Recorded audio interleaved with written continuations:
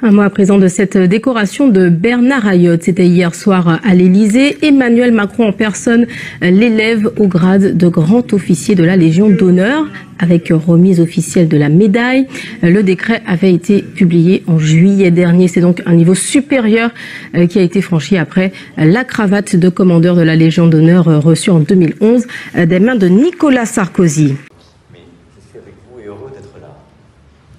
Votre Altesse, Madame la Directrice Générale de l'UNESCO, Mesdames et Messieurs les ministres, Madame la maire de Paris, Mesdames et Messieurs les élus, Mesdames et Messieurs en vos grades et qualités, chers amis, nous avons aujourd'hui 7 destins de la République, si je puis dire, de toutes les latitudes et de toutes les altitudes.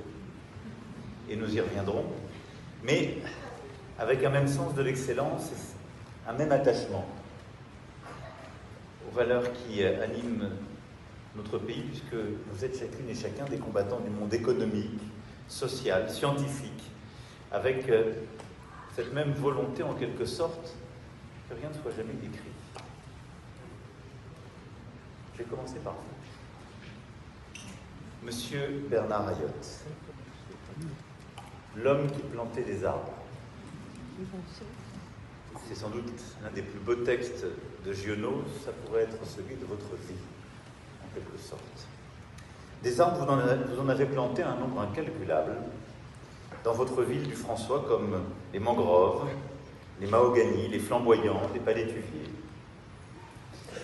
Des arbres, mais aussi des parcelles plantées pour entretenir la terre, maintenir l'emploi, toujours avec un attachement sincère pour les beautés de la nature. Voilà pourquoi le nom d'Ayotte est devenu celui d'une vision, d'une ambition pour la Martinique et bien au-delà. Vos racines nous ramènent aux années 1930.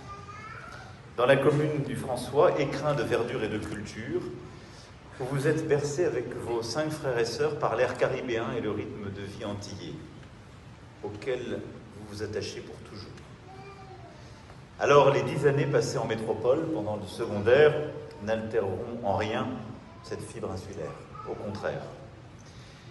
Oui, vous revenez, plein d'idées, d'ambition pour votre fief, et votre première obsession sera sans doute d'éviter la spécialisation industrielle qui a tant coûté à votre père lors de l'effondrement de l'économie sucrière.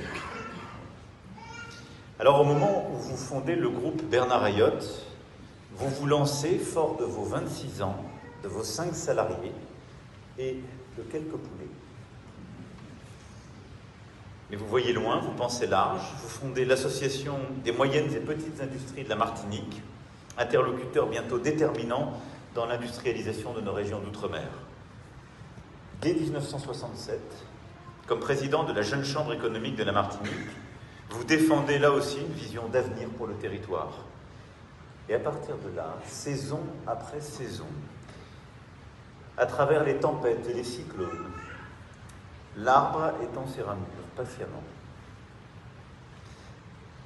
En 3 branches, si je puis dire, la distribution automobile, la grande distribution et les activités industrielles et diversifiées. Votre groupe, GBH, devient le premier employeur privé des départements d'outre-mer, se déploie dans 19 pays, Afrique, à travers tout le continent, en Chine, aux États-Unis, et permet à 18 000 collaboratrices et collaborateurs et à toute leur famille de bâtir un avenir. Cela, tout en restant un groupe familial. GBH travaille la terre, commercialise des rhums prestigieux, distribue Renault, Dacia, Toyota, Nissan, Hyundai, mais rien ne vous ferait quitter, quant à vous, votre petite Volvo. Et on sera bien en peine de trouver un seul verre d'alcool à votre table, ce qui vous vaut parfois quelques récriminations. Oui, la sobriété toujours, dans les goûts et l'expression. Et c'est sans doute une des clés de ce qui vous caractérise. La vision, l'ambition, la volonté inarrêtable. Mais vous savez d'où vous venez. Et au fond, c'est la satisfaction des opportunités créées pour le territoire, des destins façonnés, qui qui vous conduit. La douceur de la vie dans votre habitation de la Frégate, avec votre épouse, Catherine, et vos orchidées. Loin du clinquant, vous préférez les restaurants du quartier. Force tranquille, confiant dans vos collaborateurs, enracinés, vous tenez bon face à tous les vents. Et sur la mer agitée de la grande distribution, votre flotte arbore les pavillons de Carrefour, Monsieur Bricolage, Decathlon, Gamme Vert, et j'en passe. Mais vous naviguez surtout au grand vent de l'histoire. J'en veux pour preuve l'habitation Clément, cette maison créole du XVIIIe siècle située sur la commune du François, un lieu chargé d'une lourde histoire, celle des habitations sucrières de la Martinique, auxquelles vous avez contribué à donner une nouvelle âme dès 1990. Aujourd'hui restaurée, modernisée, l'habitation et son parc sont devenus l'écrin de la Fondation Clément, née de votre amour de l'art contemporain, et où, grâce à vous, 200 000 visiteurs entrent gratuitement chaque année pour découvrir toutes les facettes de l'art caribéen et désormais africain aussi. La Fondation a gardé la trace de la rencontre historique des présidents Mitterrand et Bush-Père le 14 mars 1991 pour discuter de l'après-guerre du Golfe. Elle porte aussi l'écho de la voix du président du Bénin, Patrice Talon, venu en 2023 inaugurer une magnifique exposition sur l'art contemporain de son pays, rendre hommage à Béhanzin et quelques autres, et qui ne tarit pas d'éloges sur la Fondation. Mais la Fondation résonne encore et surtout de cette voix inimitable qui fut une conscience de la Martinique, et pour vous une inspiration, Aimé Césaire. Ensemble, à l'habitation Clément, un jour d'hiver 2001, vous avez planté un arbre tropical magnifique, un courbaril. Césaire le décrivait ainsi, je le cite, « L'appui sur la profondeur du sol pour l'élan médité et patient. » Et je crois qu'en vous disant cela, vous confiez un peu plus, sans doute un principe de vie, et quelque chose qui vous racontait un peu.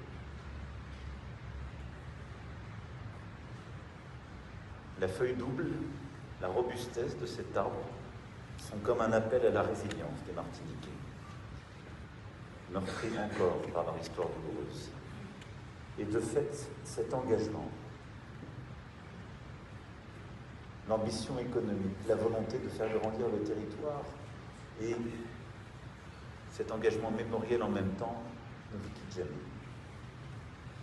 Vous le rappelez sans cesse à la Fondation Esclavage et Réconciliation, ainsi qu'à la Fondation pour la mémoire de l'esclavage, présidée par Jean-Marc Ayrault, au nouveau musée de Saint-Pierre, qui rappelle l'éruption volcanique de 1902. Oui, trait d'union entre l'histoire et les présents, vous êtes là. Travailleurs infatigables, vous avez apposé votre marque partout en Martinique et bien au-delà. Vous avez restauré ces monuments, célébré leur beauté à travers de magnifiques ouvrages, préservé des espaces naturels, donné leur chance à des milliers de salariés, d'ouvriers, d'engagés du monde associatif. Alors résolument sans vous, la Martinique ne serait pas la même aujourd'hui. Mais surtout, enjambant les mers et les océans, vous avez étendu cette générosité d'entrepreneurs et de mécènes à tous nos outre-mer.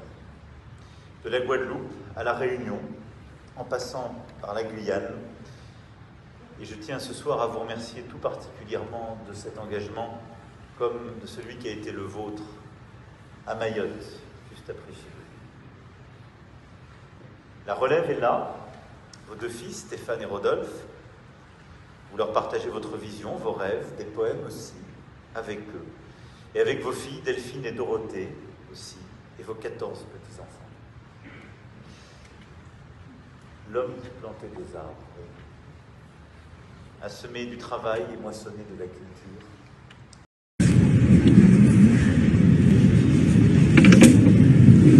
Monsieur Bernard Ayotte, au nom de la République française, nous vous élevons à la dignité de grand officier de la Légion d'honneur.